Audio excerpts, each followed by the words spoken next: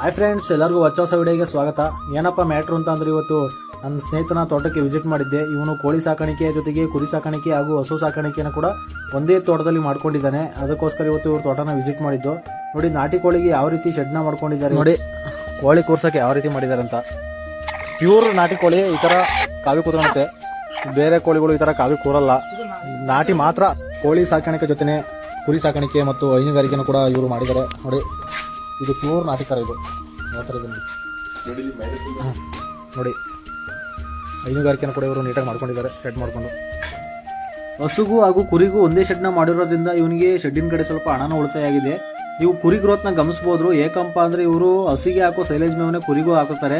ಅದರಿಂದಾಗಿ ಕುರಿಗೆ ಬೇಕಾದಂತ ಎಲ್ಲಾ ಪೋಷಕಾಂಶಗಳು ಸೈಲೇಜ್ ಮೇವ್ನಲ್ಲಿ ಸಿಗುತ್ತೆ. ಅದರಿಂದ ನೋಡಿ ಯಾವ ರೀತಿ ಇದೆ ಗ್ರೋತ್. ಕುರಿ ಸಾಕಾಣಿಕೆ ಮಾಡೋದ್ರಿಂದ ಇನ್ನೊಂದು ಆದಾಯ ಏನಪ್ಪಾ ಅಂತಂದ್ರೆ, ಈಗ ನೋಡಿ, ಕುರಿ ಮೇಲಕ್ಕೆ ಕಟ್ತೀವಿ, ಅದ್ರ ಇಕ್ಕಿದ ಪಿಕ್ಕಿ ತಳಗಡೆ ಶೇಖರಣೆ ಆಗುತ್ತೆ. ಇದರಿಂದ ತಳಗಡೆ ಕೋಳಿನೂ ಬಿಡ್ಬೋದು. ಇದರಿಂದ